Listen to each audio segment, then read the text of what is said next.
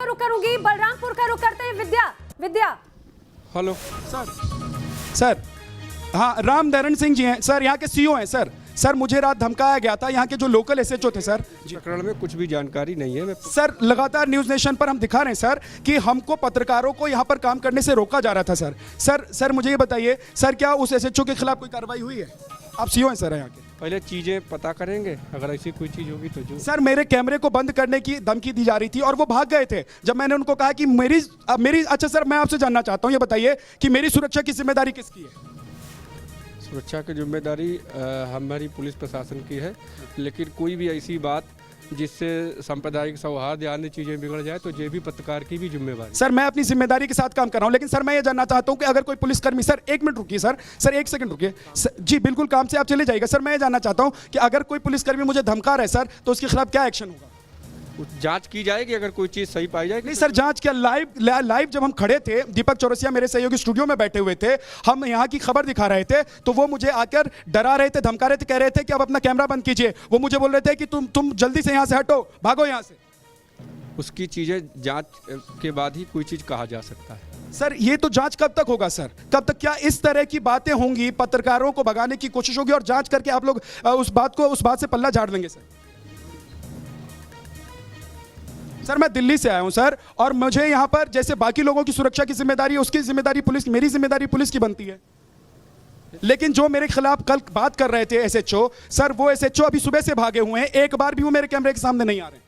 नहीं भाग, मैं उनको तलाश रहा हूं। मैं कह रहा हूं कि अगर आपको पता है सर तो आप बता दीजिए वो कहां है। एंड ऑर्डर की ड्यूटी में अन्यत्र कहीं लगे हैं, भागे हुए नहीं हैं। सर वो लगातार सुबह कल से लगातार थे सर, वो कल से लगातार। देखिए अब सीईओ जो हैं वो हमारे सवालों से भाग रहे हैं। सीईओ साहब प्लीज आप भागिए मत, देखिए आप तो बड़े अधिकारी हैं सर, आपसे हम लोगों की बहुत सारी उम्मीदें हैं सर, बहुत सारी उम्मीदें हैं सर। आप बताइए सर कि वो जो एसएचओ उनके खिलाफ कब कार्रवाई होगी सर? चीजें जांची जाए, उच्च संज्ञान सर मुझे धमकाया था सर, मैं लाइव खड़ा था सर, वो चीजें मैं लाइव खड़ा था। मेरे स्टूडियो में मेरे वरिष्ठ सहयोगी दीपक चौरसिया थे सर। कहाँ गाड़ी वाले?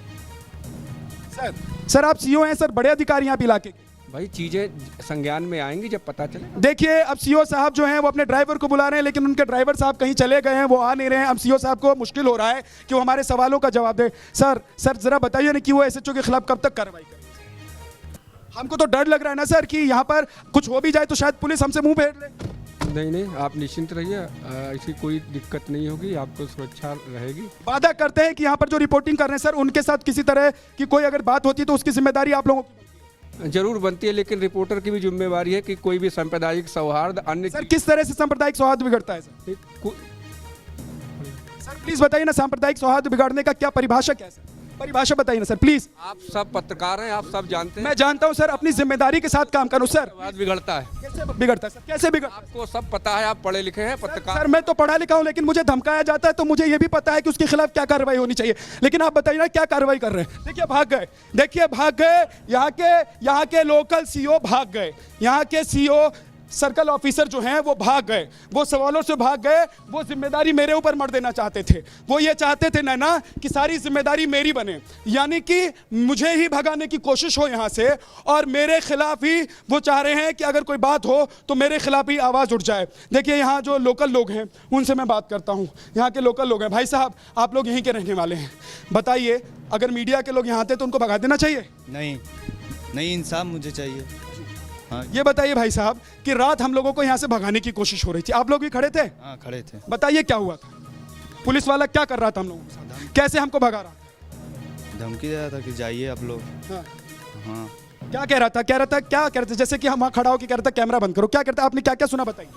हम उतना ध्यान से सुन नहीं पाए तो हटके थे, हाँ, मगर भगाने की कोशिश कर रहे थे। देखिए यहाँ पर एक और शख्स हैं, ये भाई साहब मैं देख रहा हूँ लगातार हमारे आगे पीछे या आसपास ही रहते हैं, आप आसपास में ही कहीं रहते हैं मेरे ख्याल से। भैया मैं आपसे ये जानना चाहता हूँ कि पुलिस वाले कैसे हमको धमका रहे थे? पुलिस वाले बोल रहे थे आप बंद कर दीजिए अपना और यहाँ से जाइए। और उसमें एक राजेंद्र ओझा है जो भाजपा का नेता है। अच्छा। और एक जो पत्रकार था वो हमको धमकी दे रहे थे। जी। क्या कह रहे थे मुझे कि कैमरा बंद कर लो, अगर कुछ हो जाए तुम्हारी जान को खतरा है? बोले थे कैमरा बंद कर लीजिए, आपका खिलाफ हो जाएगा। हमारे खिलाफ हो जाएगा। आप सुन लिया। अब सीओ साहब सुन लिया आपने। ये मैं नहीं बोल रहा हूं, यहाँ के लोग बोल रहे हैं जिनके सामने खड़ा होके मैं रिपोर्टिंग कर रहा हूं। सीओ साहब भी सुनिए, एसपी साहब भी सुनिए और एसएसपी साहब भी सुनिए, लॉ एंड ऑर्डर भी और जो यहाँ पर अधिकारी हैं वो भी सुने।